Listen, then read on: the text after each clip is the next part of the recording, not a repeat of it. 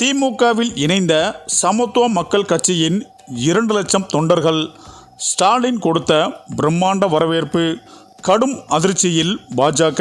அதாவது பாஜகவில் இணைந்து விட்ட நடிகர் சரத்குமார் மிகுந்த விரக்தியில் இருப்பதால் மீண்டும் சமத்துவ மக்கள் கட்சியை துவங்கலாமா என்னும் முடிவில் இருக்கிறார். குறிப்பாக அகில இந்திய சமத்துவ மக்கள் கட்சியை பல ஆண்டுகளாக நடத்தி வந்தவர் கடந்த 2024 சட்டமன்ற தேர்தலையொட்டி தனது கட்சியை தமிழக பாஜகவோடு இணைத்தார். இணைப்பதற்கு முன்பதாகவே பாஜக தலைமை சரத்குமாருக்கு சில உத்தரவாதங்களை கொடுத்தது. குறிப்பாக மாநில அளவில் முக்கியத்துவம் வாய்ந்த பதவியும், உங்கள் கட்சியை சேர்ந்தவர்களுக்கு மாவட்டம் மற்றும் மாநில அளவில் பதவிகள், சட்டமன்ற தேர்தலின் போது உங்களின் விருப்பங்களுக்கு முக்கியத்துவம் தரப்படும் என்ற உத்தரவாதமும் தரப்பட்டிருந்தது. இதற்கு இடையேதான் பாஜகவின் தமிழக தலைவராக பொறுப்பேற்றுள்ள நயினார் நாகேந்திரன் கட்சி ரீதியான முக்கியமான சில நடவடிக்கைகளை எடுத்துள்ளதாகவும் கூறப்படுகிறது. மேலும் கட்சி ரீதியான எந்த தலைவர் வந்தாலும் தனக்கு ஏற்ற நிர்வாகிகளை நியமிப்பது வழக்கம். அதாவது கடந்த தலைவர் நியமித்த நிர்வாகிகளை மாற்றுவார்கள். அந்த வகையில் நயினார் நாகேந்திரனுக்கு அண்ணாமலை நியமித்த நிர்வாகிகளை மாற்ற உள்ளார்.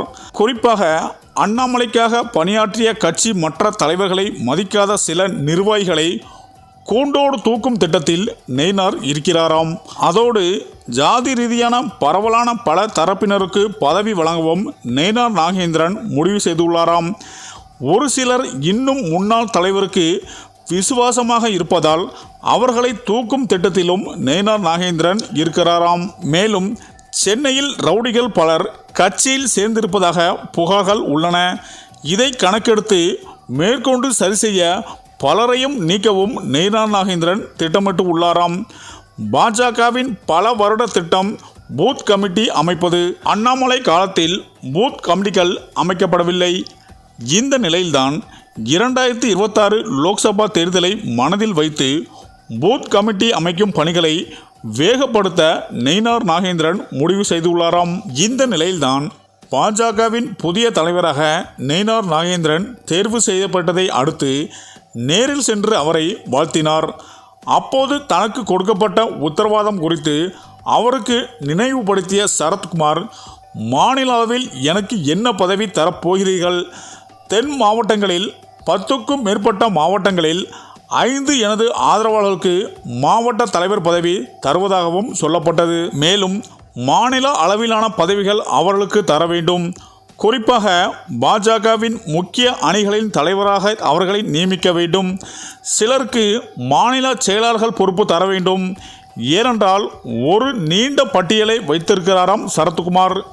இதற்கு எந்த பதிலையும் சொல்லாத நயினார், கட்சி தேசிய தலைவர் தேர்வு செய்யப்பட்ட பிறகுதான் தமிழக பாஜகவின் நியமன பதவிகள் விஷயத்தில் கவனம் போகும்.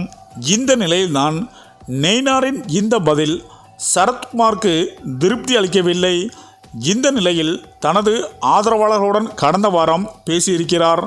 ஆக இந்த நிலையில்தான் பாஜகவில் இணைந்ததும் தனக்கு எந்த ஒரு முக்கிய பதவியும் கொடுக்காததால் பாஜக வேண்டாம் என்று முடிவு எடுத்து கூண்டோடு பாஜக கட்சியில் இருந்து விலகி திமுகவில் 2 லட்சம் தொண்டர்களுக்கு சரத்குமார் ஸ்டாலின் முன்னிலையில் திமுகவில் இணைய இருப்பதாகவும் தற்போது தகவல்கள் பரவி வருகிறது. அநேகமாக இதற்கான பிரம்மாண்ட விழா ஏற்பாடு செய்து ஸ்டாலின் முன்னிலையில் சரத்குமார் திமுகவில் இணைவார் என்றும் எதிர்பார்க்கப்பட்டு வருகிறது. இந்த தகவல் ஒட்டுமொத்த பாஜகவினரையும் கடும் அதிர்ச்சியில் ஆழ்த்தியுள்ளது என அரசியல் வட்டாரங்கள் கூறி வருகின்றனர். சரி, இந்த வீடியோ பற்றிய உங்கள் கருத்துக்களை கமெண்ட்ல சொல்லுங்க. மேலும் வீடியோ பிடித்திருந்தால் லைக் பண்ணுங்க, ஷேர் பண்ணுங்க, மறக்காம நம்ம சேனலை சப்ஸ்கிரைப் பண்ணிக்கோங்க. நன்றி.